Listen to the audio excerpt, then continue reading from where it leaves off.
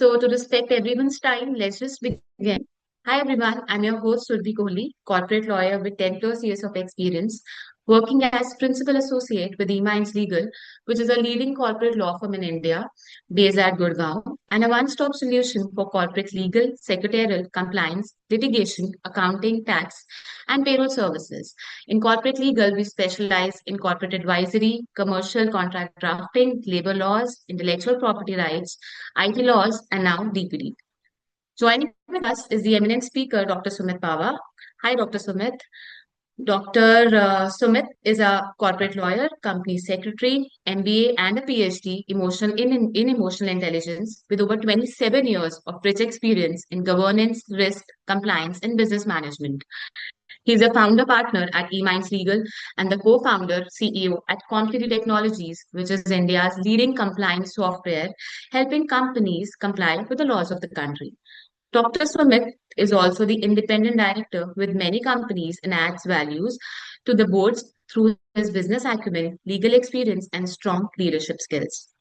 Not only this, he is the lead author of 11 books on Companies Act 2013 titled Corporate Law Referencer and is a regular speaker at various events and webinars on law and compliances. Dr. Sumit is an avid reader, a prolific speaker, and regularly writes articles on leadership and emotional intelligence. Our topic for today's session is overview of the DPDP Act 2023 and the rules 2025. The Digital Personal Data Protection Act marks a significant step in the India's journey towards strengthening data governance and individual privacy rights. It lays down clear obligation for businesses on how personal data must be collected, processed, stored, and protected. It establishes a rights-based, consent-driven, and accountability-focused data protection framework to ensure that individuals' personal data is handled lawfully, transparently, and securely, while enabling organizations and the government to use data responsibly for legitimate purposes. As companies prepare for compliance with the acts and the rules, understanding the impact of these provisions becomes essential. Today's presentation will cover all these topics, including key objectives and fundamental principles of the DPDP Act 2023 and DPDP Rules 2025, understanding consent, data fiduciaries, and the data principal rights, obligations for businesses on data processing, storage, and security, impact of the Act on various sector and organizational functions, and challenges and implementation strategies. Before I pass it on to Dr. Sumit, let's take a quick opening poll so that he can get to know the audience a little better. See that some of you have already answered. Thank you. And I request the others to please fill in the poll quickly so that we can begin with the presentation soon. Okay. The results are out, and I see majority of the audience are from the category of general counsel or the legal team, and some of them for the others, along with practicing professionals as well. So, over to you, Dr. Sumit. We can begin with the presentation. Yes, thank you, Surbhi. Thank you for moderating the session and thank you for the introduction. And hello, everyone. This is Dr. Sumit Pahwa, and thank you all for joining in large numbers today. It's indeed a very important topic, DPDP. The act has been there for quite some time, 2023, while the rules just came and they got notified in November 25. So I think now is the time when next 12 months, next 18 months, it lays the foundation for all the effort that will go in preparation of DPDP compliances by all the organizations. And why this is important is because digital personal data protection in this world, everything is digital. You would agree with me. The entire corporate India works digitally, and personal data is one area where India kind of lacked quite a bit, while GDPR and Sarbanes-Oxley and several other legislations have been there abroad on data protection, risk management, etc. In India, data was a quite a abused commodity, if I may say so, in loose terms. The data was being collected, stored, retained, shared there was no openly and loosely with people, no concept of consent or no concept of lawful usage, legitimate usage, etc., etc. So I think this is a highly awaited law. It's been there in the parliaments for so many years, and we'll see the evolution, etc. And much awaited. And now I think with these notifications, this paves the way for corporate India to embrace this law in letter and spirit. So allow me a minute to share my presentation.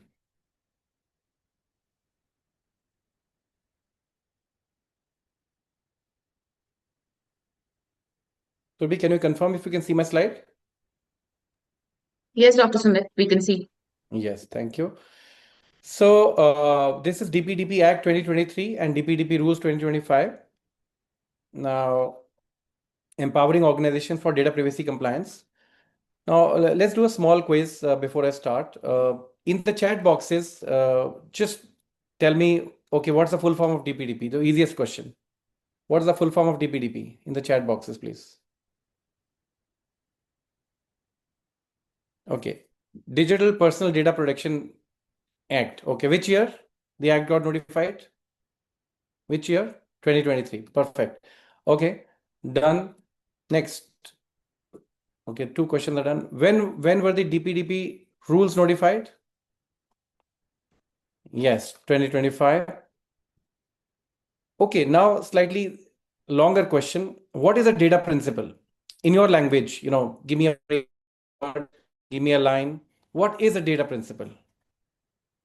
Okay, the data giver, owner of data, oh, the company, whose data it is, data subject, anyone who holds the data, the creator. Okay, so now the question is, there are mixed views. Is it the data subject or, of whose that data is, or is it the company, or is it the controller? Is it an individual? Is it a customer? Okay, we'll find that out. We'll find that out. But data principle is very important because the whole act relates to a data principle. So we have to see who is a data principle of whose data the data is being protected. Okay, what is a data fiduciary now? Just type in your comments, data fiduciary. The collector of the data, who will use the data, who will process the data, who will control the data, custodian, bank, data user. Okay, you're quite right. Custodian. Okay, but there would be a very thin line difference between the collector and the processor, and some of these things we will find out what's the difference between a fiduciary and a processor. But then, okay, any quick thoughts on processor, because you use the word processor in fiduciary also. Any one line on processor? Who is a data processor? Okay, processes on behalf of fiduciary. User of the data. Okay, is the processor the user or is fiduciary the user? We'll find that out. Third parties, DF, etc., etc. Good. Thank you very much. This was an icebreaker quiz. Thank you for all these responses. And we'll switch off the chat boxes for some time. Now we'll start with the presentation. If you have any questions, please put it in the Q&A box. And the format of the presentation will be, I'll take about 45 minutes to run through the overview of the DPDP Act, because it's a first time now the industry is required to now take it seriously, because when the act was notified, the rules did not come. Everybody, people, I myself, I read the act in 2023, but then it was all in slumber, and I'm sure you would also have deprioritized it for some time.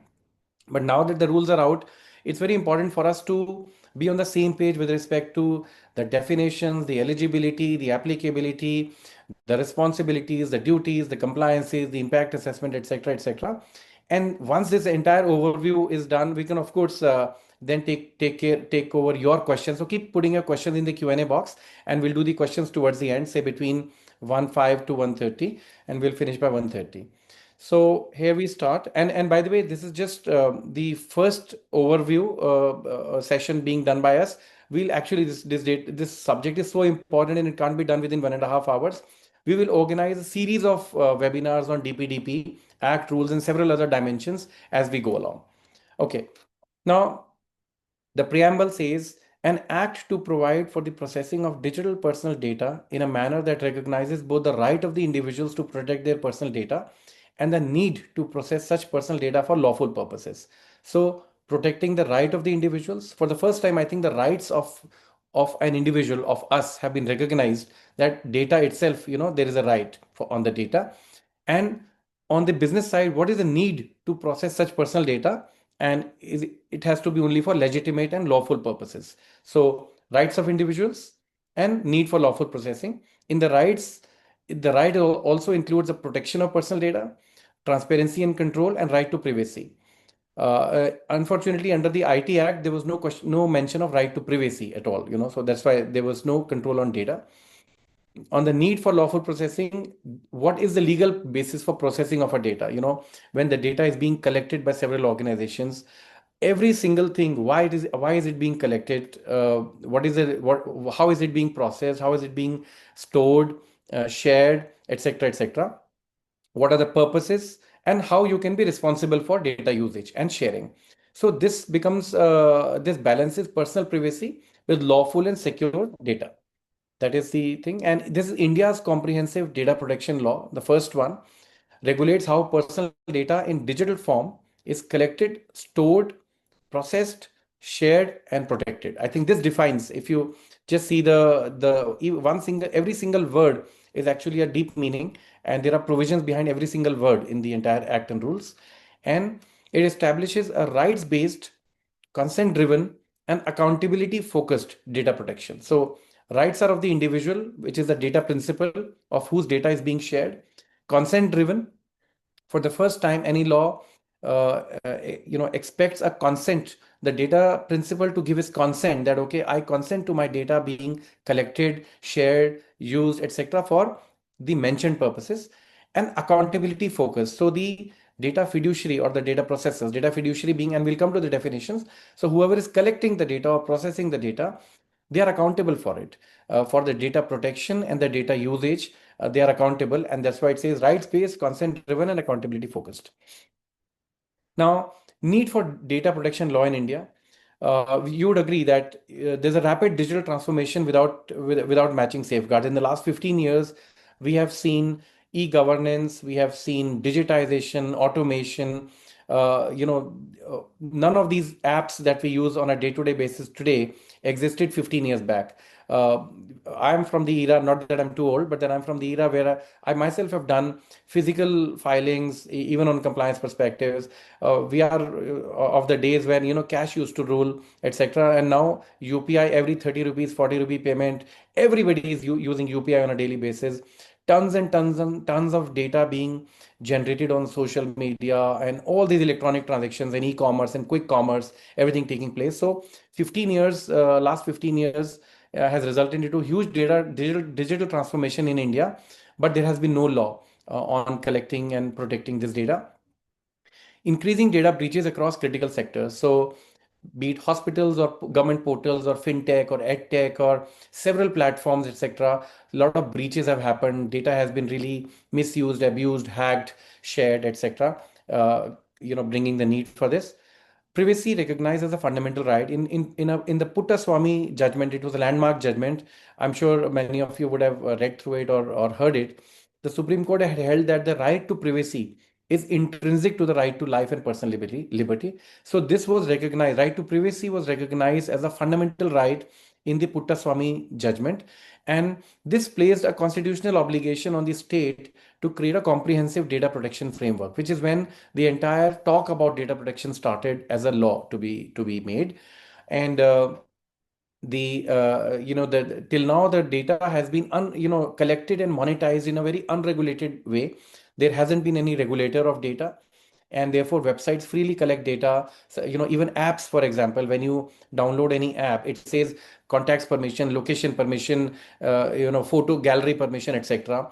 Now if you have to use the app, we of course give all those permissions, but then have we ever looked back that why does this app need my location permission? Why does this need my contact permission? So whether by taking those permissions, are those apps legitimately using your data, or are they using it for their own capitalist objectives of sort of promoting them and stuff like that? So all these things will become extremely regulated now. No app or organization should be able to collect any data which they lawfully do not require. So, data minimalization has become a concept which is again important. There were again no clear rules on consent or purpose limitations. So if it's a small app for a limited purpose where it's taking so many permissions from you where it was not required, and how would you regulate all of that?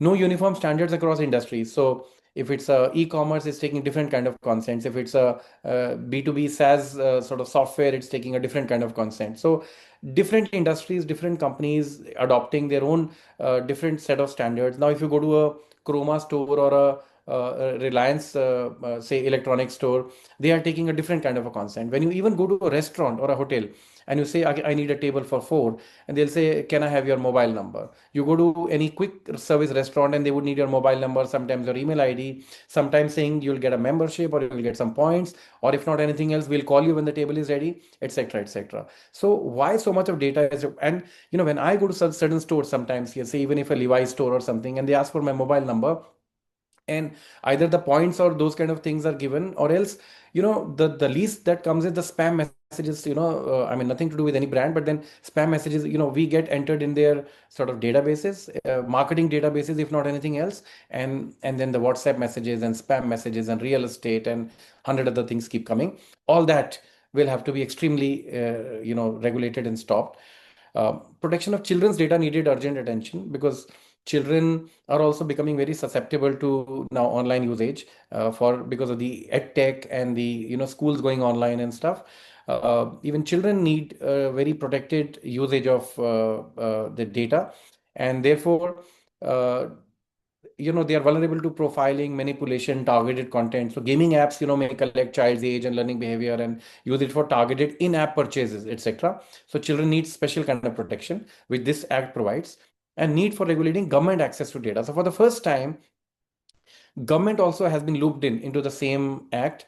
In the IT Act, government was not part of the act. Government was not part of the restrictive measures. Here, even the government has to be responsible of what kind of data it is taking and how it is using the data, sharing the data. So it's a very landmark step.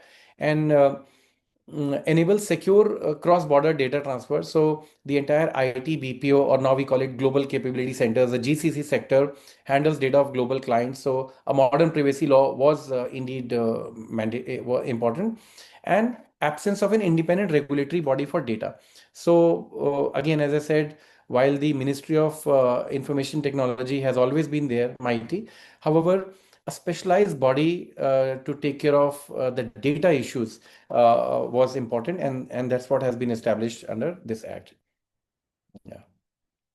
Now, earlier scenario, the IT Act was there. It still is there. India's first major cyber law focused on e-commerce, cybercrime, digital signatures, etc.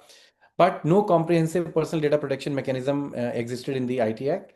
And Section 43 and 66 dealt about hacking, unauthorized access, etc., but not misuse of personal data. So, data was never the cornerstone. The IT or the use of computers or the hacking or access controls were there, but data per se as a subject wasn't there. So hence the need. They were also in Section 43A rules called Sensitive Personal Data or Information Rules 2011. And those were good, which said that companies need to adopt reasonable security practices and procedures, etc. It introduced a definition of sensitive personal data, which is, say, health records, financial data, even biometrics of a person, etc.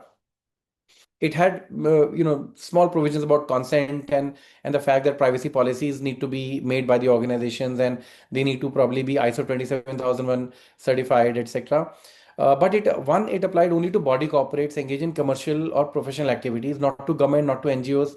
Only body corporates engaged in commercial or professional activities. And also the provisions related to consent or privacy policy or certifications like ISO were not very clearly laid out in terms of who needs to do it, whether to be done by all companies or certain companies.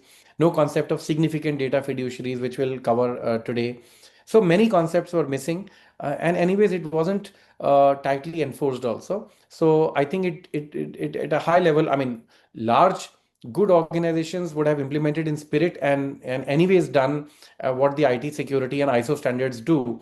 But the middle sized organizations or organizations which are not as serious about these things, I think it all reduced to getting a 3 pager or 5 pager policy, privacy policy done and uploaded on their website, and that was the compliance. So I think what is required is a much more holistic approach of how data, where all data is flowing in our organization, what is sensitive data, how it needs to be protected, what kind of safeguards we need to have. That is what the Act talks about. Dr. Smith, one question I had Yes. here. Yeah, please. I could see in the presentation it was mentioned that Section 43A of the IT Act has been repealed. Yeah, So, yeah. as far as I remember, it is when the body corporate is liable to pay damages in case they are negligent in protecting the sensitive personal data. So now do you mean that it is repealed and the DPDP Act, along with its penalties, is something that would prevail, and not Right. the earlier one? Absolutely. No, right observation. And I think I missed talking about the thing which I'd highlighted in the footer. Yes, by coming of the DPDP Act, 43A has been repealed because this dealt with these reasonable security practices, etc., sensitive personal data. Now, since all these subjects are dealt, that one section is now being replaced by the whole Act in such a way by laying down a detailed framework, and not just the framework and safeguards, but also the penalties. So, yes, everything related to data so that there's no duplicacy and confusion. 43A has been repealed of the IT Act and replaced by the whole DPDP Act and the rules. Yeah. Okay. So, that's the benefit of being a moderator. While others have to put questions in the Q&A box, you can't speak, but the moderator, of course, can interject and speak anytime. So, thank you, Surbhi. I think whatever you ask is for the benefit of all on behalf of the hundreds of people attending. So, thank you very much. Yeah, yeah. Okay. Uh, Now, on the legislative evolution, as I said, the Puttaswamy judgment set the ball rolling, KS Puttaswamy versus Union of India, where the right to privacy was declared as a fundamental right. And that's what we loosely call as the privacy judgment.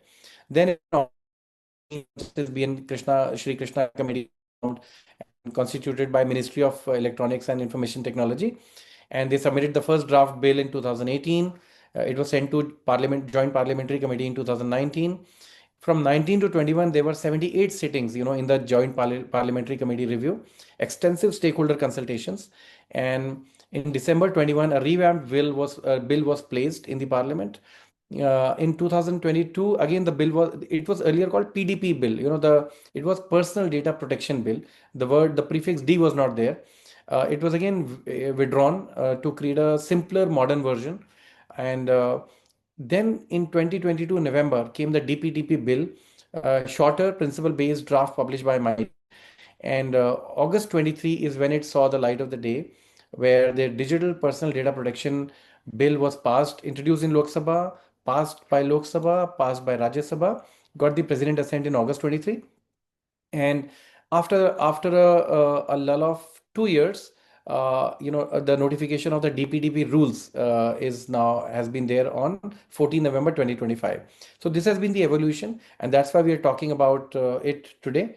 We are on 10th December, barely 25 days back. This entire thing got notified, and here we are. Okay. Now, phase-wise implementation. Now, furor or confusion in the industry could be that now suddenly how we are not prepared, and we may not be focusing on this DPDP till now, and suddenly now what are we supposed to do overnight and things like that. So don't worry, it's a phase-wise implementation framework. People who would have read the act and the rules. So phase zero, which is say today, DPDP rules 2025 notified under section 40, which is the rule making powers, and publication triggers phased enforcement framework, just like all other modern laws nowadays. Phase one is core framework and institutional setup. This is immediately made applicable, which is definitions have come into force, which is what we will cover today as well. Appointment and establishment of DPBI, which is Data Protection Board of India under section 14 and 19. Commencement and extent of the act, commencement provision, and general rule making power. So essentially, if you see, definitions and administrative provisions have been put into operation immediately, so that the government can now go ahead and appoint or make the Data Protection Board of India. it has been notified, and another notification has come, by the way, recently after this 14 November, that DPBI will be constituted in the NCT of Delhi. So that's where it starts. And rule making, the first rule have been notified, but other rules are also sort of, there are provisions for other rule making provisions. So those are also expected now in times to come. Now, phase two, within 12 months of the notification of the rules, that is till November 2026, consent manager enablement. So again, this is again, I would say, administrative provision.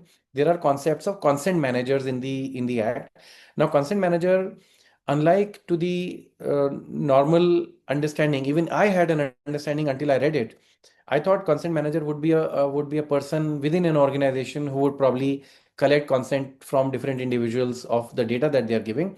But it's a completely different thing. Consent manager will be companies who have certain kind of net worth and standing and experience, etc., who will act as an intermediary providing consent services to organizations. So, maybe the legislature recognize that, since so much of data requires consents, etc., companies may not have the framework or the IT readiness to manage consent. So probably an intermediary acting as a consent manager, maybe with some software and some frameworks, giving this as a service to organizations that, okay, if you need to collect certain data from certain people, I will act as a consent manager and maybe charge a nominal fee per transaction, or retainer, or whatever that is. So that is what consent manager is. So government will be appointing or instituting certain body corporates as consent manager intermediaries, whose job will be to administer the act and not administer the take consents, and give these consent taking services to their clients, which is all of us. Then actual implementation comes in 18 months from today, not today, from 14 November 2025, which is say till May 2027, which is where we need to do all what the Act asks us to do. So essentially, we are getting 18 months to prepare for it. Now, should you start next year? Should you start 17 months down? No, because this is huge. It is not like any other law where three returns to be filed and one committee to be formed and one policy to be made and compliance is done. Not at all. It is huge. It requires complete understanding of the data, what is being collected. Let me give you an example. Like say hospital. Uh, Now, a hospital, right from the time when the OPD patient, enters the hospital, certain data is generated, in the OPD. When the OPD becomes an IPD, which is like an admission for somebody, unfortunately, if you have experience of sort of admissions in hospitals, uh, what kind of data is sort of collected, what kind of files are made, all that medical records, health records, test data, this, that, whatever. Then, through the entire process, pre, post, during, huge amount of data is collected about that person. Now, this was a complicated example, or requiring huge amount of data. Think of a simpler example, like even a hotel. Even hotel is not that simple, but still, to make it simple, when you check in into a hotel, you provide your Aadhaar cards, you provide your PAN cards, you provide copies of your credit card, etc. Now, how is the hotel storing that sort of those records? Are they of course scan it in front of us and they store it digitally? What kind of servers are they using? How our credit card, they block it, they take our passwords, they block it. Even if you don't sort of check out properly, they have the rights to swipe your cards and debit the account, etc. How to ensure that those card statements, those Aadhaar cards are not misused. Their one of the receptionists is not sort of taking a sneak peek and using it for taking another telecom license, or swiping it in her own account, etc., etc. These are questions which I'm sure would have cropped many of our minds, even when we were checking and openly giving all these details. But then the good part is, I mean, we may still not know how every organization where it is saving. I mean, while the law gives a lot of rights for us to know our rights and duties, and how our data is being, where is being stored or processed, but then uh, more obligation on the corporates and those kind of hotels and hospitals and businesses to ensure that all this is being done as per the act. And if not done, then there are heavy, extremely exemplary penalties for non-compliances here, running into crores of rupees, which we will cover. Now, the mandatory provisions in phase three are consent and notice under section 456, data principle, which is all of us. What are our rights? What are our duties? What are the data processor responsibilities or data fiduciary responsibilities? Yeah, cross-border transfers, security breach exemptions, and penalties. So, few things come here, and of course penalties and blocking orders and adjudications. All that will be after phase three. So immediately, like once the act comes into full play, these penalty provisions also come into play, because the moment you do not comply with what was mandatorily required to be complied, will then start the hearings and cases and penalty orders and adjudications and blockings and injunctions and stays and litigation. So this is where we are as far as DPDP is concerned. Now, since we'll be today's webinar, next sort of 30 minutes, I'll be focusing on these few things only, which is important for us to prepare in the next 18 months. But again, as I said, we don't need to wait for 18 months. 18 months, will pass just like a jiffy. If the entire organization readiness has to be there, it has to be done today, so that we know what is to be done. Some systems may have to be changed, processes may have to be changed, business impact will be there, there could be cost implications. There is huge, treated like a what, for example, Sarbanes-Oxley or JSOX or US SOX, if you have any of you working in multinationals have been exposed to, think of it like that kind of an exercise where it can't be done overnight. There needs to be huge top level engagement and preparation done here. Okay. Now, some key definitions. Person. So, who is a person? Person includes an individual, an HUF, a company, firm, association of persons, and more importantly, even the state, which is government, and every artificial juristic person. That is, whoever doesn't fall under this, say, even for example, trust societies, even artificial, like companies straight away has been mentioned, but even other forms of body corporates, trust societies, and other associations, etc., will also fall, because it's an artificial juristic person. So, it's a very, very wide definition of a person. Then data. Now, data is also very, very wide definition. If you see, data means a representation of information, facts, concepts, opinions, or instructions in a manner suitable for communication, interpretation, or processing by human beings or by automated means. Imagine even what ChatGPT today is processing or giving information, that is also data in such a way, in a way. So not just somebody who's processing it humanly, even automated way, AI data, everything which is capable of being represented in these things is a data. So practically, we can't envisage anything which is not data. If you see, it's very broad definition.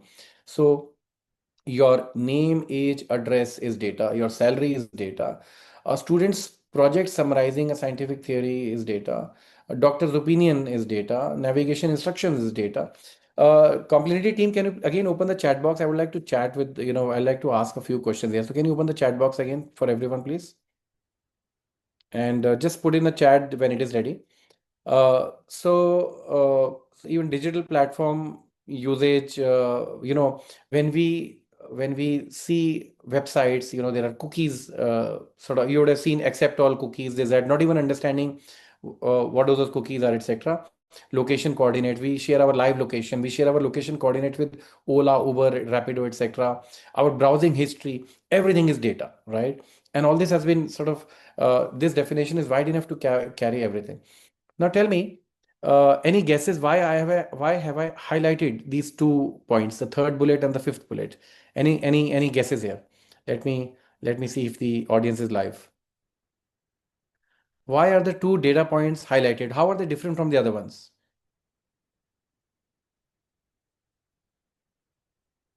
Security issues, non-personal data,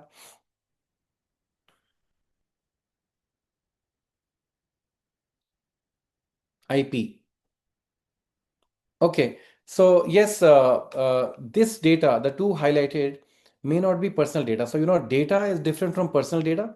Personal data could be different from sensitive personal data. So while everything is data, this is a definition of data only, right? However, going to the next one, personal data.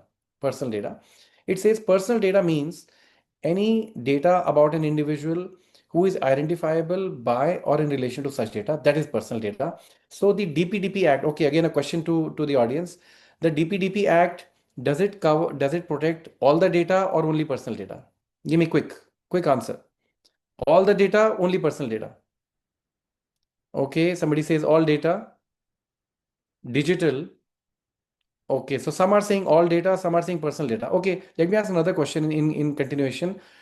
Is it physical data or digital data or both? Only digital or both? So if you give your Aadhaar card to a hotel and they take a photocopy, is that covered? Your Aadhaar card photocopy, is that covered? Yes. People are saying yes. No, if they just keep a photocopy of the Aadhaar card, I'm not saying digital right now. So if okay, so yes, no, mixed answers. Let me spill the beans. If you give an Aadhaar card, it's very counterintuitive, but that's how it is. If you give your Aadhaar card to a hotel and they take a photocopy, it is not covered because it's just a physical record. Physical records are outside the definition of or outside the ambit of DPDP. It says Digital Personal Data Protection Act. I think the name of the act itself is a thing. But yes, you rightly said, Mohammed rightly said, if subsequently digitized, then it will be covered. So if you take a photocopy, but then you scan it and put it on your servers, then it will become the under within the purview of DPDP. Now Ashish is asking, why is it outside the purview? I don't know, frankly, but maybe the most of the things, 80-90% of the things are digital now, and digital is something that was maybe more susceptible to abuse, etc., and that's what is being sought to be protected. So therefore there would have been some, I'm sure, wisdom between the PDP of 2019 and the DPDP of 2023, and so we need to understand it's a digital personal data protection. So what we are saying is personal data. So now you come back here, please. Personal data. So a person's name, age, address, contact details, that is personal. Biometric information or our face IDs or iris scan, that is personal. Health and sensitive information, all that is personal. Education information is also personal. Online identifiers like IP address, device ID, that is personal. Our bank account details, tax returns, financial information is personal. Now, again, a question to you. Is our mobile number personal? Will that be covered under DPDP? Give me an answer. Is the mobile number personal? Yes, so you're saying personal. So can you now imagine, what is the such a wide ramification of this act? Our bank account number, our mobile number, our age, our, everything has become personal. How will all this be protected? I mean, age, for example, in India and people who have experience abroad, experience means I'm sure you would have traveled abroad and or maybe have relatives abroad or talked abroad. So in India, we openly ask age in so many forms and questionnaires, right? What's your age?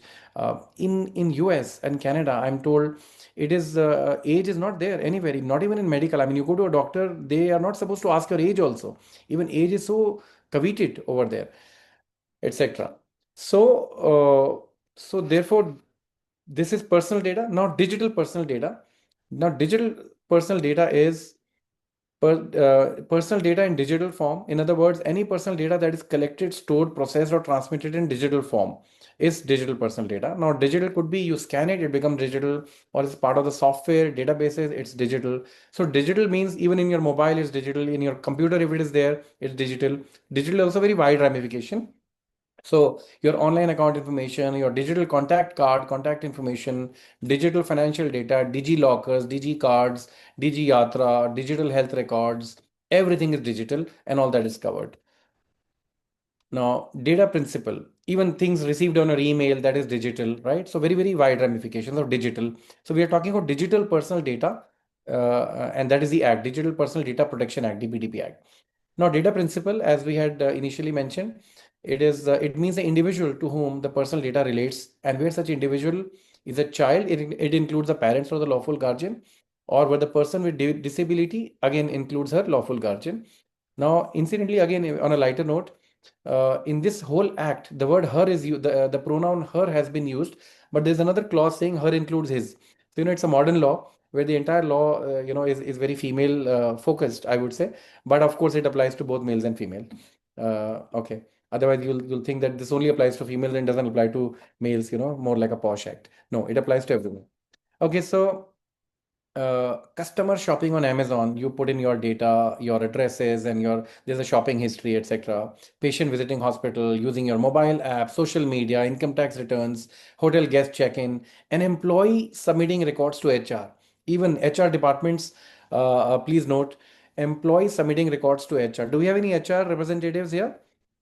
In the forum, because it'll become a big HR is going to become a HR point also. Are there any HR in the audience? Can you give me a pink or no? We'll see.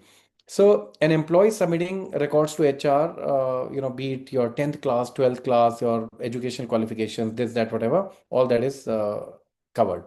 Now processing in relation to personal data means wholly or partly automated operation or set of operations performed on digital personal data, right? And includes collection, recording, organizing, structuring, storage, adaptation, retrieval, use, etc., etc., etc. So, again, on a lighter note, people who are legal practitioners or lawyers or company secretaries or CAs, if you would have seen the manufacturing definition in the Factories Act, it's pretty much like that. So you do anything with that data, it becomes the processing of data. Even a collection of that data is included in the processing. Even the storage of that data is included in the processing. So how long are you supposed to store a data? And in case that purpose is not there, unless there is a legal purpose or some other purposes, if the purpose is lost, you need to even purge the data purging, or delete the data. How you can retrieve the data, store the data, share the data, index the data, etc., etc., or a combination of any of this. Now, these are some of the examples: filling online forms, hotel scanning your ID proofs, storing scanned Aadhaar copies, employee data. We've discussed all of that. That's processing. Now, data fiduciary. Who is a data fiduciary? We asked in the chat box initially. So, data fiduciary, see, very interesting definition, means any person who alone or in conjunction with other persons determines the purpose and means of processing of personal data. So the organization which collects the data, because it has some purpose to collect the data, either collect or process the data. So a hospital is a data fiduciary. All these examples, for example, e-commerce platforms, banks, telecom, edtech, passports, any company processing employee record for that matter. So therefore, pretty much all companies become fiduciary with respect to employees. Payment apps. Every company, this is a generic sort of line. Every company collecting digital personal data of employees, customers, vendors, shareholders, or business associates in a way becomes data fiduciary with respect to the data that company is collecting. So very, very wide definition. Now, these two words, purpose and means, they will differentiate between the data fiduciary and the data processor. Data processor, they do not decide the purpose or the means. So they are pretty much contracted people. If the data fiduciary, they are an organization who has the need or the purpose to collect that data, and then they give it to probably an agency or a company or an outsourced vendor or a provider, etc. So that becomes a data processor. Simply stating, for example, a third party vendor or a professional or a consulting firm that processes salary data of employees, like payroll services, for example, on behalf of the company. Company is a data fiduciary because you are collecting data of the employee and keeping it, storing it, etc. Then you are giving it to the consulting firm for payroll processing. So that payroll processing does not decide the purpose or means of processing. All that is client driven in a way.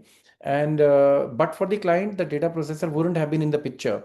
So data processor is a payroll agency who is processing the data on behalf of the data fiduciary, and that's a key difference.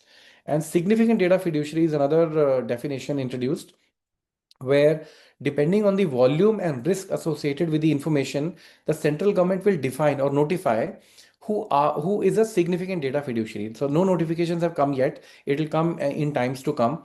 But the anticipation is that large social media platforms like Facebook, Insta, LinkedIn, Twitter, etc., major e-commerce platforms like Amazon, Flipkart, etc., quick commerce, Zomato, Swiggy, large banks and financial institutions, telecom and internet service providers, large hospital or hospital networks, health tech companies, ed tech platforms. So, large companies, even Ola, Uber for that matter, large companies who are adding value to a large number of individuals in India and collecting data.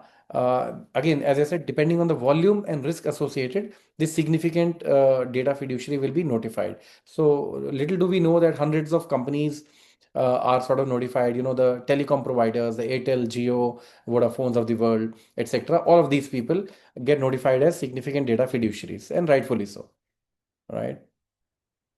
Data processor we have covered, consent manager. As I said, these provisions are yet to come. The definitions have been notified, but consent manager will be another company who acts as a single point of contact to enable a data principal to give, manage, review, and withdraw his consent through an accessible, transparent, and interoperable platform. That is a consent manager. So another business model or a chain of intermediaries could come as consent manager people. Now, personal data breach.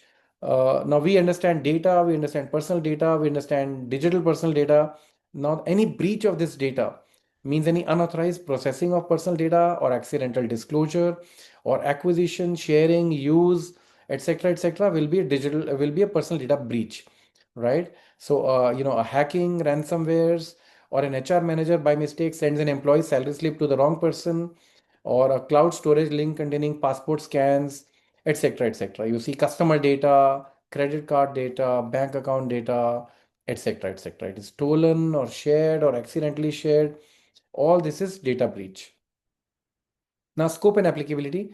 This act applies to digital personal data, which is data collected digitally or collected offline but later digitized.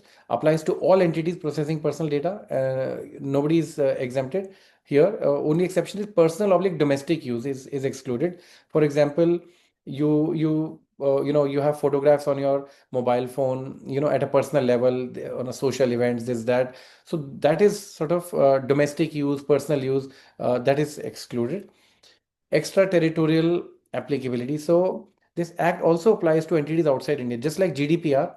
For example, in GDPR, if in India we process information of UK citizens or UK entities, etc., GDPR also applies to entities in India. Similarly, if any company offers goods or services to people in India, even though the company is outside, or they profile or monitor individuals located in India, even if they are not offering any goods or services, but then they are profiling or collecting username, password, means providing any services outside only, and people are creating their logins, etc. And there's a substantial user base in India or some user base in India.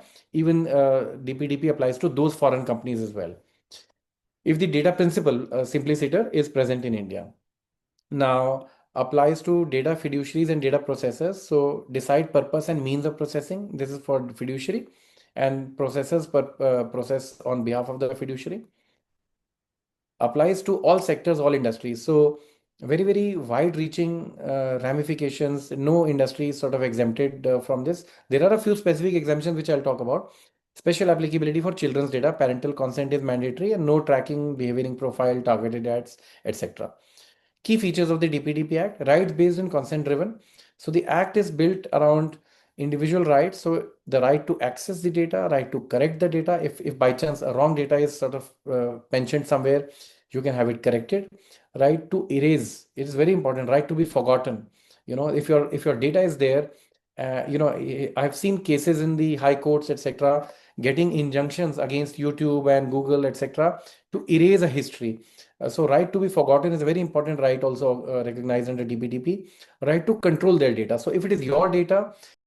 Welcome to Complinity Technologies. Complinity is India's leading governance, risk and compliance software helping companies to manage their compliance, contracts, litigation, legal updates, inter-financial controls and more. Complinity is a one-stop shop for all GRC needs.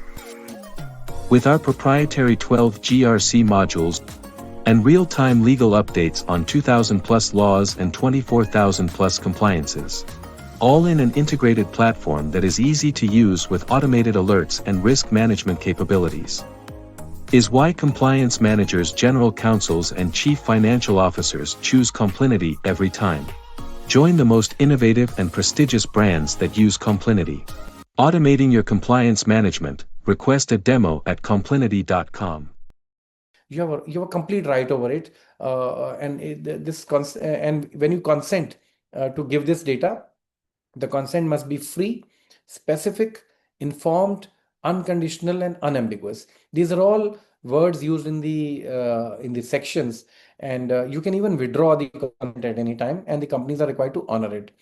So, example of fintech app must explain why it collects Aadhaar, PAN, cannot use it for advertising without explicit consent, etc. And there are special mandatory consent for parental data also. So, clear obligations on data fiduciary. So there are detailed sections on what is the purpose for which you're collecting the data. You have to minimize the data collection. So if certain fields are not mandatory for your usage, for your purpose, you need to minimize that, because you may be tomorrow asked by the auditors that why this field was required, why did you collect this data, etc. So accuracy obligations, data security safeguards. If you're collecting the data legitimately, then keep it safe and secure as per the standards. If the data gets breached, the way we saw the definition of personal data breach, if it gets breached, one has to give a breach notification both to the data principal and even to the DPBI, Data Protection Board of India, which is getting constituted right now. And then there are retention and deletion practices also mentioned. Similarly, for significant data fiduciaries, based on the volume and sensitivity of data, some more obligations have been put on them. Cross-border data transfers are allowed.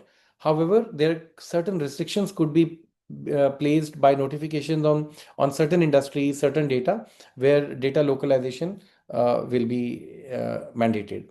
Strong penalty and enforcement regime. The penalties are up to 250 crores, and I think that has made the headlines also. And that many provisions, 250 crore, then 200 crore, then 50 crore, then minimum is 10,000 of course, but then 10,000 is only on the data principal if there are certain things done. Mostly on the organizations, it runs into crores only on companies. Then independent adjudicatory body, DPBI, Data Protection Board of India, is sought to be formed. And there are certain exemptions for public interest, national security, state functions, detection of crime, research, statistics, etc., etc.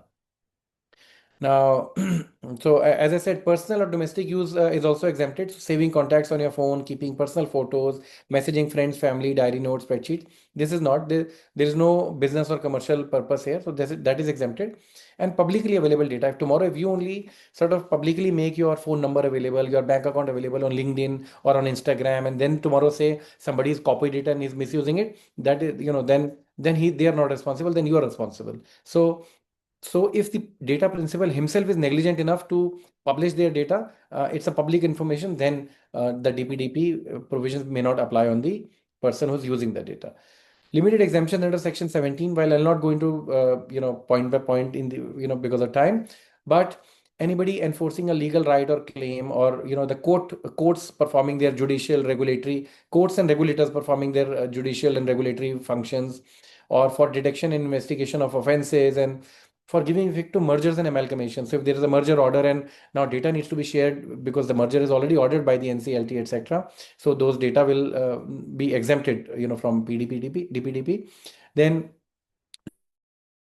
there are certain other RBI directions where there is a willful defaulter list and publication in the notices, etc., in the newspapers of willful defaulters. Your credit history, your CIBIL scores, etc. All that data will be sort of exempted. That because I'll continue. These are all legit purposes where the data will be required: sovereignty and state security. Central government may notify certain data fiduciaries or certain startups or certain categories from some select provisions, not all provisions, but select provisions, and that remains to be seen who gets what kind of exemptions. This is a blanket power in the hands of central government, and central government also has the general power to exempt any provision up to 5 years of enactment. This is more like an introductory provision where, in case of practical difficulties, in case when the rubber meets the road, there are some practical challenges and it's not implementable. Central government has the rule power, so that it doesn't have to wait for the legislature to sort of exempt. These kind of powers are there. Now, rights of data principals, right to access information. And in the meantime, I'll take a brief pause. Surbhi, is there any question that you feel that needs to be asked right now? Although we'll take questions towards the end, but any one or two main question that you'd like to ask right now? Maybe a single one theme. Yeah, so I saw that we had mentioned even the employee data taken by the company is something that is confidential and will cover under this DPDP Act. So just Right. wanted to know because I believe it is also something which is dominant relationship. So how will the companies ensure that the consent, like you mentioned, should be freely given in such kind of relationships where it is very often that your position can be used against it, and because the employee would want that position, he's more likely to give that information to the company. Yeah. So see, again, I would say at the time of offer only, offer appointment letters, companies do mention that we would need your educational qualifications and KYC details, means the Aadhaar, PAN, those kind of things. And they're very legit uses, if I may say so. So I think the appointment letters, the offer letters should be worded in such a way that if the employee or the prospect is accepting those offers and signing those appointment letters, they are giving their consent. So, maybe some specific clauses of express consent have to be mentioned in those letters conspicuously. They can't be hidden in annexures here and there. It has to be a conspicuous clause of consent under the DPDP Act and not just the providing of the data, even the background verification that has to happen for employees before they're joining or even after they're joining. So all some of this data may need to be given by the company to the agency. So in that case, that becomes a data processor also.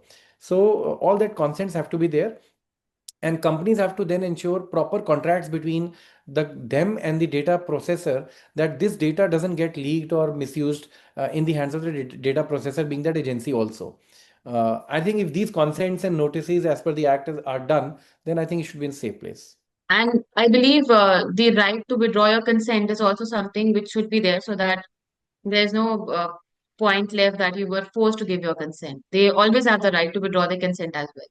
Yeah, yeah, absolutely. But the practical challenges that will come, Surbhi, is that now an employee gives the right to, to use that data. We do background verification. Then, during the course of employment, the employee says, I withdraw my consent from Aadhaar card, PAN card, these will become very superficial kind of infructuous provision. So one has to see withdrawal. I'm sure the rules will clarify in detail what kind of withdrawals are permitted at what time, for what purposes, etc., etc. Yeah. Agreed. Yeah. Yeah.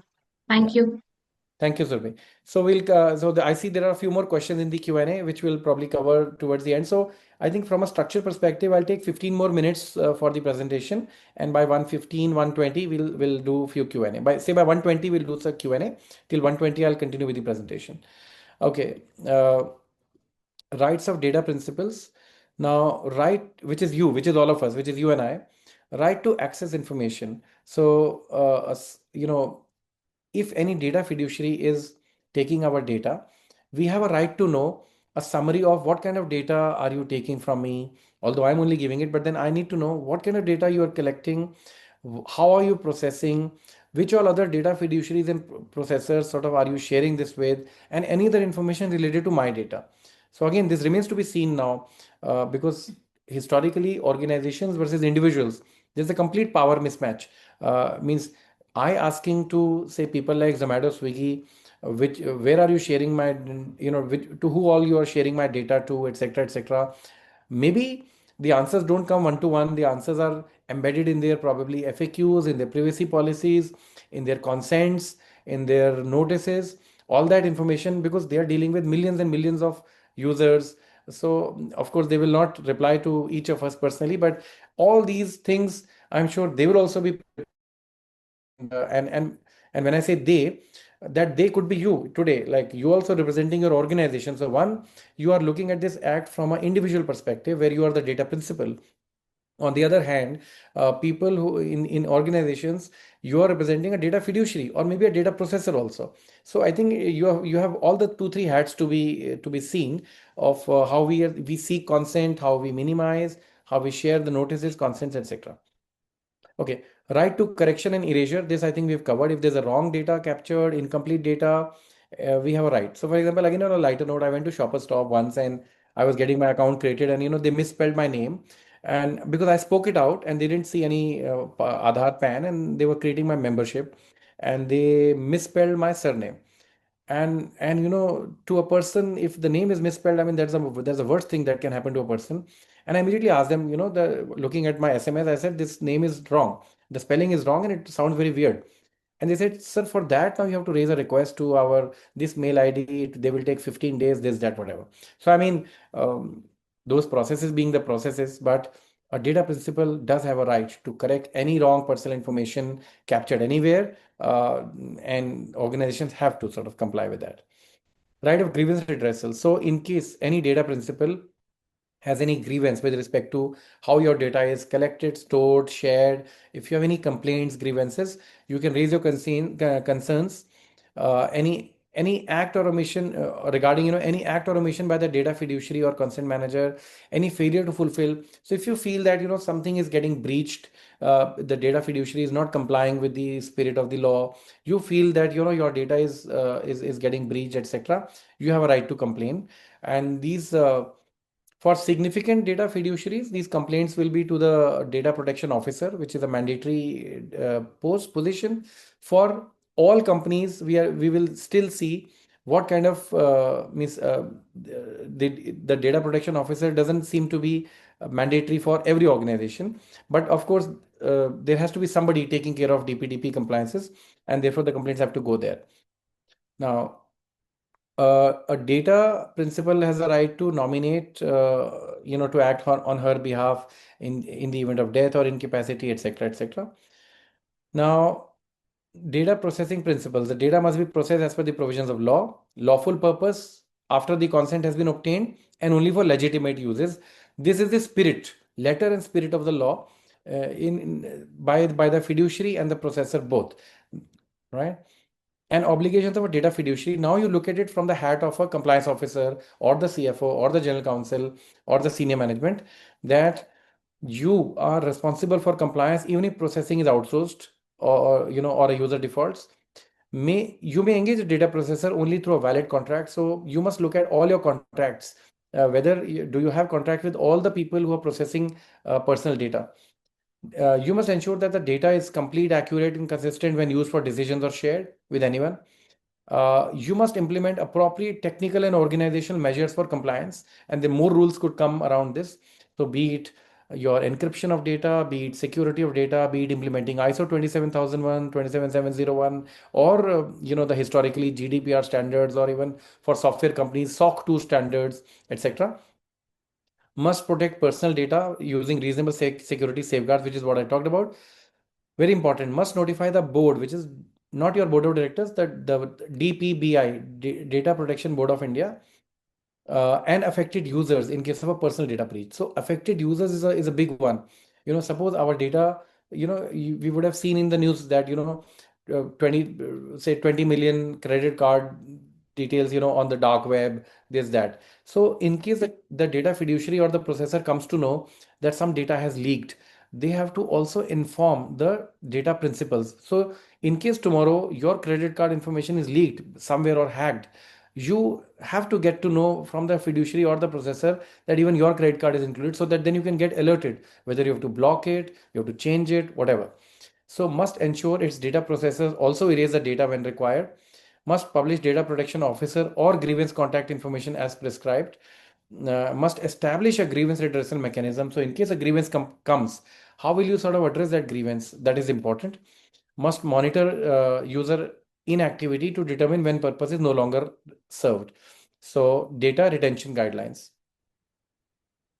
Engagement of data processors by data fiduciary. So again, for valid purposes under contracts, and intimation of personal data breach we've already covered. Intimation to the DPBI of personal data breach. Again, first you will give an initial notice without delay, which is almost instantly, immediately, within few hours probably. And then a detailed intimation to the board within 72 hours. So just see the onerous requirements. This is like almost immediately. So no timeline, but without delay. But here, even the detailed intimation is within 72 hours, just 3 working days, or not even working, actually 3 days, 3 calendar days. So if a breach happens on a Friday morning, you have to do it by Monday morning. So that's what is important. Updated and detailed breach description, facts leading to the breach, mitigation measures taken or proposed, findings, remedial measures, report.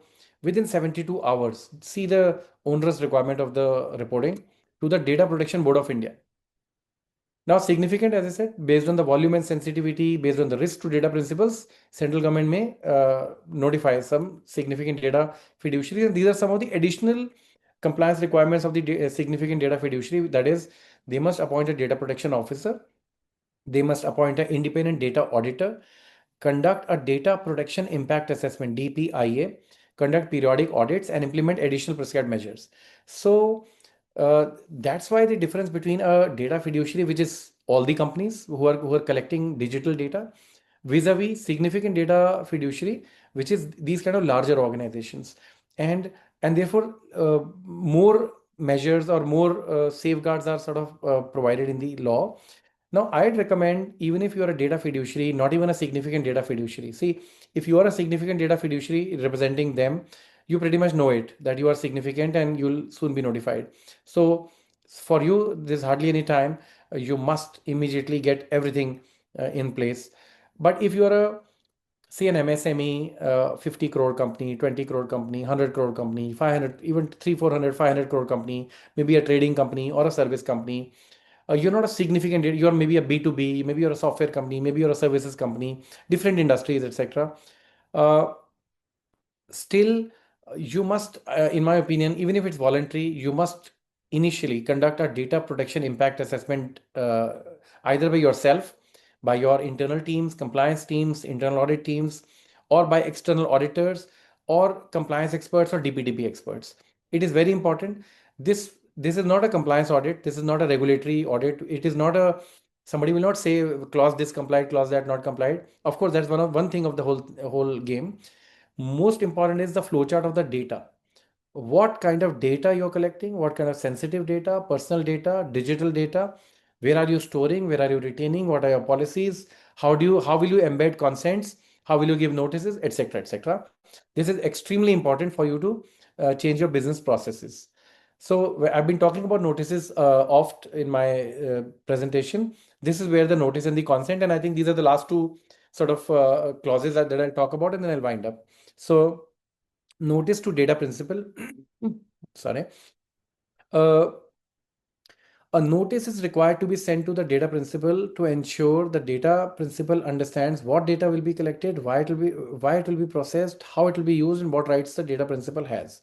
So before you give your consent, the organization has to give a notice in some form, electronic or physical or embedded in certain procedures or SOPs, etc., that we are collecting or we will be collecting this data. This is how we will process it. This is how we will use it. These are your rights. These are the grievance redressal mechanism, etc., etc. And you will have all that information before you give your data. So this is the notice. No processing is lawful without a valid notice, right? Except certain legitimate uses, which are the exemptions that we talked about. Or for example, one of the exemptions was like even in the banking, like you open a bank account and they are governed by RBI, that's a regulated sector, and they have a KYC requirements. So they don't need a separate valid notice because that KYC requirements, regulations, so that's very clearly providing the exemptions. But what I'm saying is otherwise, you ought to get a notice and you need to give a consent and then the data flows. So you will see in the next 18 months organizations exploring that one, what data will be used or what data will be collected in the first place, from whom, etc., etc. And how will we give the notice? Will it be electronic? Will it be through some agreements? Will it be a specific form or what kind of notice will we give? And when must notice be given?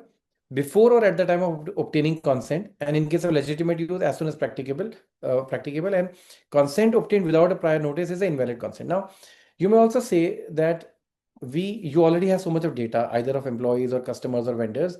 Are you still going to give a notice to them? So the answer is yes. Even if you are retaining certain data as on the the commencement of the effective date of the provisions, you still will have to give the notices to the data principals, right? Mandatory elements. So again, the rules specify all of this. Personal data, specified purpose, manner of processing, how to exercise your rights, how to withdraw consent, etc., etc. It must be precise, unambiguous, and easily understood. Format and delivery could be anything. Clear, plain, simple, prominently displayed. Is accessible on your maybe pages, pop-ups, apps, etc. If the user cannot find the notice, the data fiduciary is non-compliant. See, such a blanket statement. So it cannot be a clandestinely, secretly put in as a clause in a long agreement, and can't. It has to be very clearly placed in a position where it is identifiable. Because if you can't find it, maybe the data fiduciary can be fined by the regulator, saying it is misrepresented, representing, you're intentionally hiding it, etc. Treat it like a disclosure, just like when the companies are going for IPO, you see what kind of disclosures and what kind of strict guidelines for SEBI, LODR, or those kind of guidelines are. And even in just on a lighter note and analogy, so for example, the statutory warnings on cigarettes or those kind of things, 60% of the pack is covered with this causes cancer, so you can't miss it. So it's like that. So the data fiduciary, DF means data fiduciary, must update the notice if purpose changes. So you had a notice, but now the purpose has changed, or you are changing anything with respect to collection of the data, or you are giving this to new data processors, etc. Or you're changing anything with respect to that, you must give a revised notice. Notice plus consent.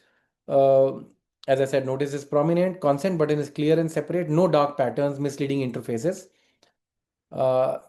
Then section 5 talked about notice. Section 6 talks about consent. Free and specific, informed, unconditional, unambiguous, given through a clear affirmative action. It can't be, you can't have certain things pre-ticked in the check boxes and say, I accept. No, the user should ideally make a concrete action of checking certain boxes after reading it, and then only. It can't be like everything is happening automatically. So I wonder, whether the OTPs, we keep submitting OTPs automatically, and we give those permissions. So all those things will have to be seen, whether those UI will be able to be retained, or what do we do. But of course, we allow the apps to read our OTPs, through SMS, etc.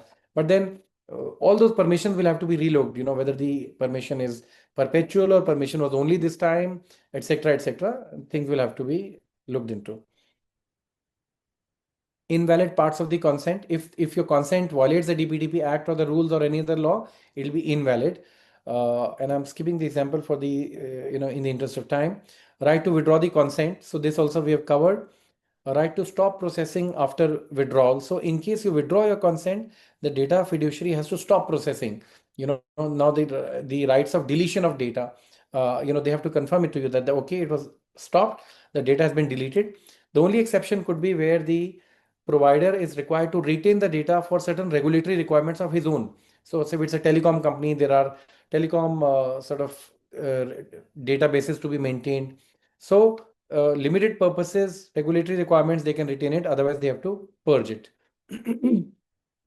Consent manager provisions will come in, they'll get notified. So consents could be driven through consent managers. And processing personal data without consent for legitimate use. So certain legitimate uses like government services, public interest, all that is allowed. And I think we'll skip all this. Let me just see the few important things here. Yeah, on the penalties. So these are the penalties. Failure to take reasonable security safeguards leading to a personal data breach up to 250 crore. I think this is one law. I'm yet to see a law. I mean, I'm ignoring Competition Act, which of course is a percentage of the breaches, etc. But then as a hard-coded penalty amount, 250 crores is a statement. It's a big statement. And failure to notify the board and data principals of a personal data breach. See, this is one thing which is, I mean, if there's a breach, which cannot be ruled out, breaches may happen. If you do not notify the DPBI or the data principals, up to 200 crores, huge penalty. Failure to fulfill data principal rights, access, correction, erasure, 200 crore. Non-compliance with children's data, 200 crore. Non-compliance by significant data fiduciary, failure to appoint DPO, data auditors, 150 crore. Violation of duties of data principal. So if as a data principal, you make a false complaint, or you impersonate, or you are giving false document, it's up to 10,000. I think on individuals, it is 10,000. That's the only thing. On businesses, starts from 50 crores onwards, So the table's stakes are very, very high. Residual penalty up to 50 crores. Imagine the power in the hands of DPBI to adjudicate penalties up to 50 crores on any violation. It's a residual. Forget 250, forget 150, forget 100. Just see any violation up to 50 crores. It is huge. I think it is worth enough to spend the time, resources, everything in understanding the act and getting the impact assessments done, audits done, advisory done, either internally or through external consultants. Data Protection Board of India. So DPBI is an independent adjudicatory body established under the DPDP Act. It's getting established as we speak. It is responsible for enforcing the act, ensuring compliance and imposing penalties. Functions like a civil tribunal focused on a personal data protection. DPBI is a digital by design authority, which operates entirely through online filings, electronic hearings, digital orders, and notices. So oft I've heard or seen the term digital office. So DPBI, since it deals with Digital Personal Data Protection Act, it itself will operate totally digitally in a very modern way, like a digital office. Let's see whether how the sort of the board behaves and how this entire act comes into play. That's about it. And these are our partners. I'm Dr. Sumit Pahwa, partner eMinds Legal, senior partner eMinds Legal, and co-founder Complinity Technologies, and Kapil Sharma, Preeti Pahwa, Sandeep Tyagi, Chandan Narang. These are our other partners at eMinds Legal. That's what my presentation is. Surbhi, over to you. Thank you, Dr. Sumit, for the wonderfully insightful presentation. You have covered everything so clearly, comprehensively, and efficiently, that too under an hour, providing exceptional clarity, covering everything from, I believe, the key objectives, principles of the law to consent requirements, fiduciary obligations, timelines, penalties, and practical implementation challenges. Thank you very much. Your session really helped us understand the framework in a simple and useful way. So Thank you. we can move on to the FAQ. But before that, we play a short video so Dr. Sumit can take a quick breather. Sure. Thank you. Welcome to Complinity Technologies. Complinity is India's leading governance, risk and compliance software helping companies to manage their compliance, contracts, litigation, legal updates, inter-financial controls and more. Complinity is a one-stop shop for all GRC needs. With our proprietary 12 GRC modules and real-time legal updates on 2,000 plus laws and 24,000 plus compliances. All in an integrated platform that is easy to use with automated alerts and risk management capabilities. Is why compliance managers, general counsels and chief financial officers choose Complinity every time. Join the most innovative and prestigious brands that use Complinity. Automating your compliance management. Request a demo at complinity.com.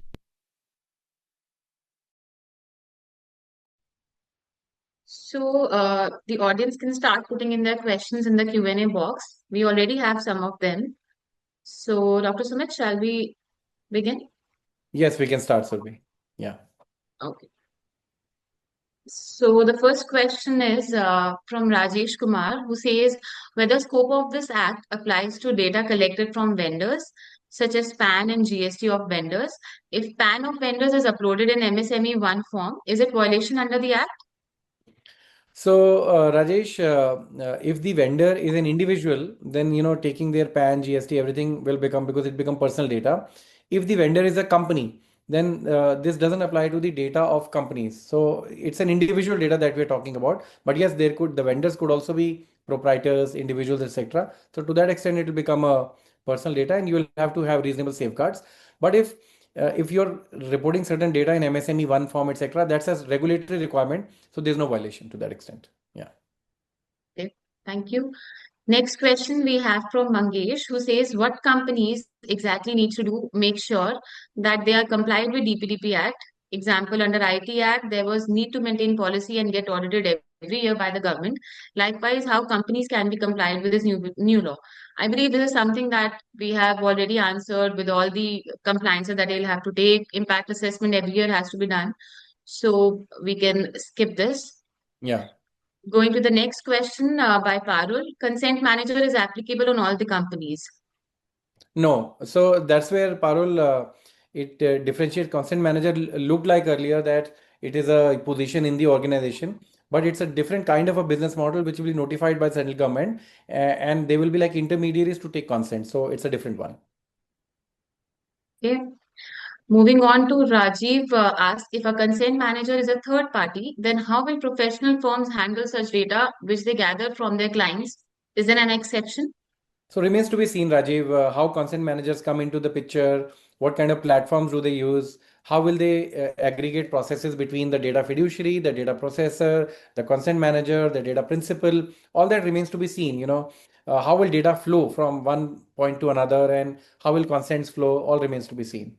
Maybe the consent managers do not get the actual data, they just get the consent, maybe the type of data and the consent only, not the actual data. So suppose you log onto a platform and say, I consent to you or I consent to Swiggy, for example, to take 1, 2, 3, and that consent you fill at another platform which is not Swiggy. So something like that scenario I'm imagining.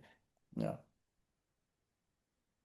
Next question is by Mohammed, who's asked DPBI will be constituted where? I believe this was something that you answered in the Delhi. beginning that, Yeah. in Delhi. Start with So, Delhi. yes.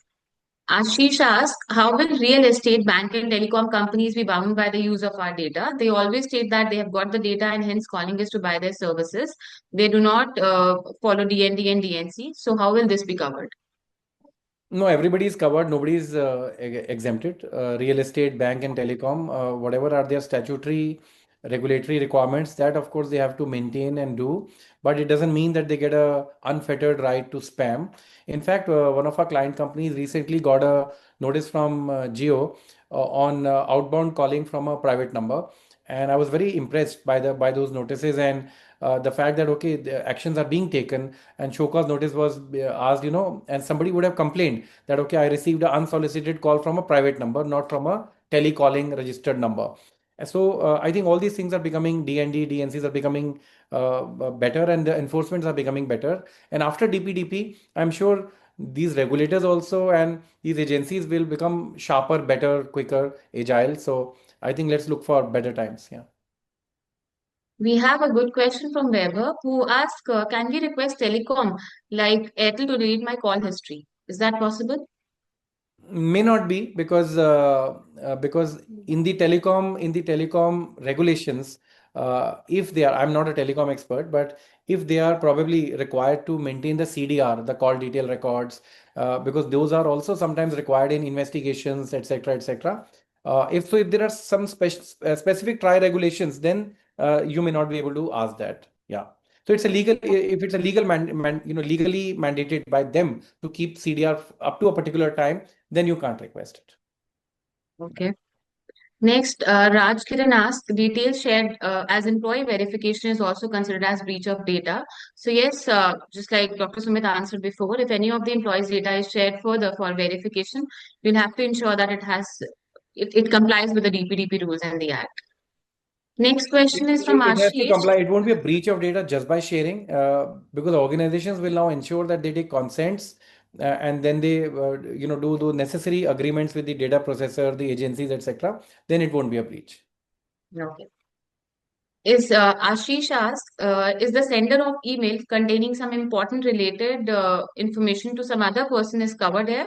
How will this be regulated? Because by the time it comes in the knowledge of a aggrieved party, the damage is already done.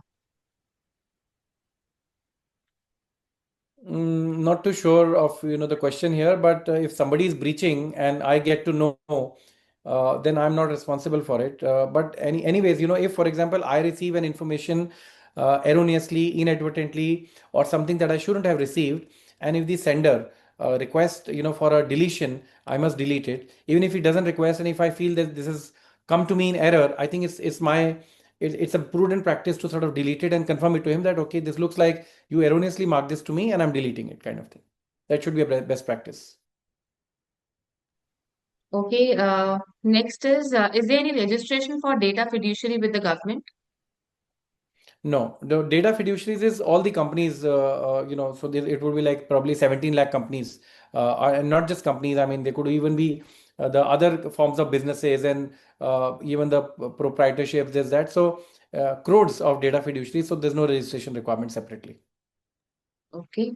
Data consent manager and processor must be third-party entities or can be appointed internally by the organization. No, they are third parties. Consent managers would be intermediaries, as I said, and processor would be a third party. Yeah. Okay. Chandresh asked a question. What is meaning of publicly available data? Can financial data fetched from MCA by fintech company termed as publicly available Yes, information? yes, for sure.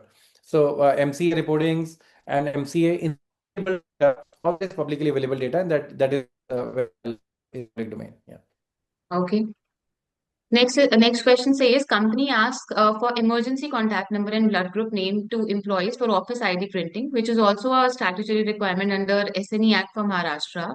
So does company needs to take consent from employees for asking employees to share Yes, personal and sensitive information? of course. So or emergency contact, blood group, all that is now personal, medical, and sensitive, all that. Yes, consents are required. Kiran asks when it will be made applicable to bank. Shall they wait for regulators RBI circular? When the DPDP will be made applicable to the banks, you mean? Yes, yeah. I think banks are, there's no specific exemption or special provisions for banks right now. Banks, I'm sure, would be notified as a significant data fiduciary. So I think for everyone has been given 18 months, in different phases that I explained. So banks are no exception here. 2, 3 people have asked a question that will we be sharing slides. So we'll be sharing links of the Complinity social sites. You can go there and can see the recording and access the recording from there of this present session. It will be available. Moving on, Apurva asks, will legitimate interest not be a legal basis for processing data in case of employment? Legitimate interest is a legal basis. However, still consents would still be required. Yeah. Okay. Are consent provisions applicable even for previously collected digital personal data or with retrospective effect? Yes, that's correct. You'll have to take the consent again, even if Yeah. you have collected information even Right. before the gets in. Right. One attendee says, should companies solely collecting employee and vendor details such as name, address, GST also create a privacy policy, etc.? I Yeah, you should. think These privacy policies are anyways part of the IT Act also. So the IT Act, while 43A has been repealed, but the other of the balance IT Act remains, and privacy policy anyways is a good mechanism. And every organization would anyways be collecting some data. I think it's for them to see what kind of data, and therefore privacy policy should be the starting point. Everyone should look at it. another question is companies at an IT Act requires to maintain data for a certain period that is 8 years. What is to be done in such case if request for deletion is received in 2 years? No, again, since the law asks to maintain the data for 8 years, etc., so that will come into the legitimate exceptions. Okay. Yeah. Ashish asks a question, who shall be the auditors in this case? What is there in it for practicing professional in this act? Surbhi, just to add in the Yeah. previous question, see, we must not confuse any data with personal data, because here what we are talking of is just personal data. So when we say 8 years, there's that 8 years is mostly like financial records, balance sheets, and maybe the vouchers and all those things. So any transaction, vouchers, commercial transactions, invoices, purchase orders, that is not personal data. Personal data is, as we said, related to an individual, which can identify the individual. So I think the scope of that is personal data and not any data which the organization is churning. Okay. Yeah. Who shall be the auditors in this case? What is there in it for practicing professional in this act? So Can which practicing professionals are recognized? This is on the bodies of ICSI, ICAI, etc., to see that what kind of recognition the professionals will achieve or receive. And auditors also, again, depends on the rules who will be identified as the auditors. Maybe the statutory auditors get some rights. Maybe the secretarial auditor gets some rights. So it remains to be seen. yeah. Sanvi says, can consent obtained through shrink wrap or browse wrap agreements be considered free, informed, and specific? So I believe just like Dr. Sumit clarified before, if it is just moving ahead with the content, it should not be there. Specific tick boxes should be there. They'll have to clearly agree and provide their consent. Only then it will be valid. Yeah, and historically, Sanvi, the shrink wrap agreements are so detailed and nobody reads it. It means even as lawyers, I am sort of guilty of sort of simply accepting and moving on, because who wants to read a long one? And anyways, we didn't have a right to deny, and if you're using the service. So, but that prominence of the consent is important, and that change I think we must see. Why employment-related data will not be covered under Section 41B, that is legitimate uses of DPDP Act? Why only consent is Okay. required? Okay, we'll Yeah. park this question. I think the question is valid. It is indeed a legitimate use, but whether consent is not required, I myself have to look into it specifically. So we'll park this question and see. Yeah. What is the difference between data fiduciary and significant data fiduciary? Yeah. So data fiduciary is anyone who has a purpose who has a purpose to collect data is a data fiduciary, which is any company. Significant data fiduciary will be notified by the central government based on volume and risk. So larger level entities will be significant data fiduciaries. Okay, if personal data are transferred outside India, please specify the destination country and the specific purpose for which data is being transferred. I So believe currently, this. there is no prohibition of data being transferred outside India. However, there are sections which say that central government may notify certain countries or certain purposes where data cannot be transferred outside India, and one can expect notifications or circulars or rules on that. Additionally, there are certain other regulators and other regulations where certain data localization requirements might be there. For example, the BFSI data, means the banking and financial services industry, data related to banks, etc., or even say telecom data, even I think the printing, not the printing, the media industry. So there are certain regulated sectors, and maybe because of security, sovereignty, those kind of things. So if there are other regulations which mandate a data localization, that also has to be complied with. That is point one. Second, even within the DPDP Act, the central government can notify to which countries what cannot be transferred, and that will remain to be seen. Dr. Sumit, we have a lot of questions. So maybe in next 2-3 minutes, we'll try to cover most of them. Rest we'll cover over emails or we'll send them personally, the responses. Sure. One person, Rohan says, suppose I'm a company and a data principal asks any of my employee to delete the data which the company had collected previously. Will this be acceptable? Does the company needs to act on this? Sorry, I couldn't get it. Who has asked this question, you're saying? Rohan. Okay. Yeah. Can you repeat the question quickly? I couldn't He see. says that I'm a company and a data principal asked any one of my employee to delete the data which the company had collected previously. Will this be acceptable? And does the company needs to act on this? I am a company and a data principal asked any of my employee to delete the data which the company had collected. Will this be acceptable? Does the company? Yes, the company has to act on it because it's like a withdrawing of the consent. Okay. But consent managers will be different, no? Consent managers are intermediary. Yeah, so okay, so my team was also besides me, and Drivya, let me first thank her to help me in the research of the entire act and the presentation. So she has something to add here. She says that you cannot ask any employee to just delete the data. Whoever is the consent manager, either it's an intermediary or if it's an internal thing, that remains to be seen. That it has to be routed through them.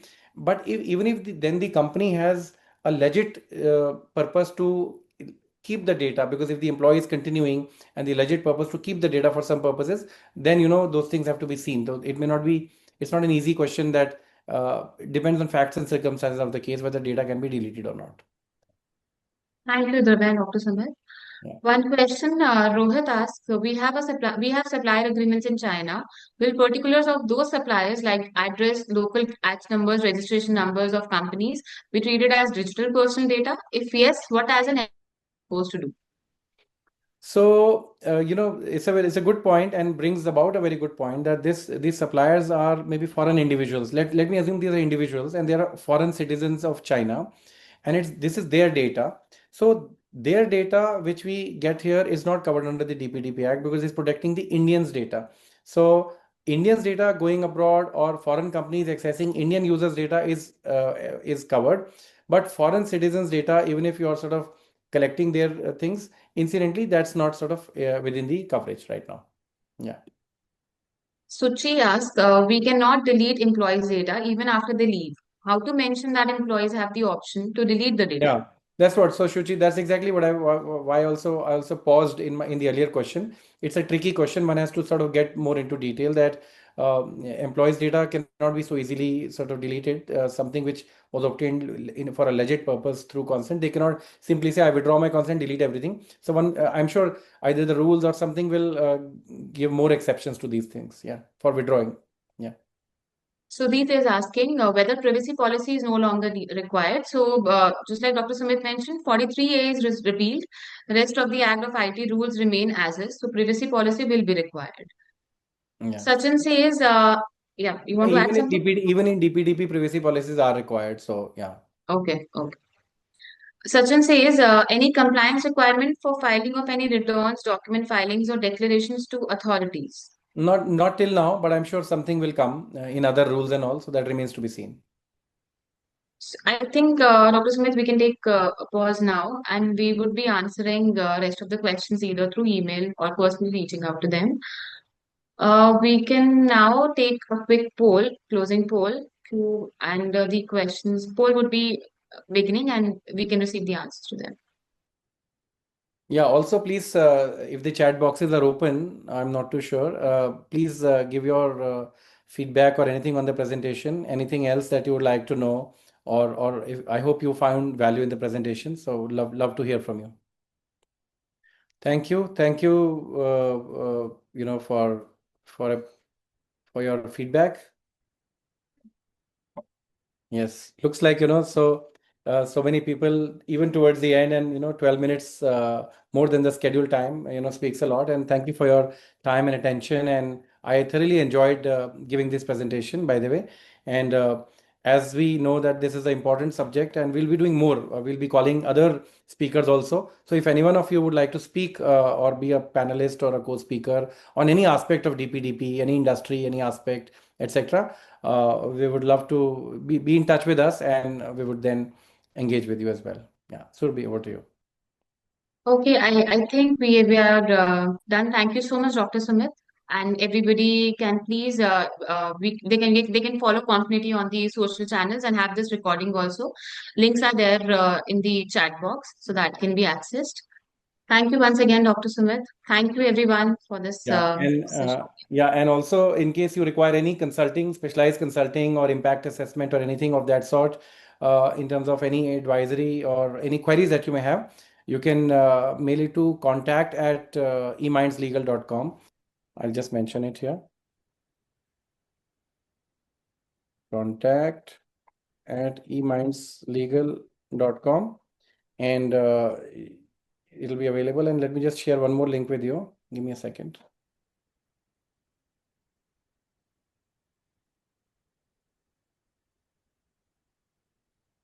Yeah. You can connect with me also here on LinkedIn. I write on leadership and emotional intelligence, and keep writing a little bit about compliances also. So please connect with me here as well, and look forward to sort of engaging with all of you. Thank you. Thank you, everyone. Okay, thank you. Bye. You can connect with me also here on LinkedIn. I write on leadership and emotional intelligence, and keep writing a little bit about compliances also. So please connect with me here as well, and look forward to sort of engaging with all of you.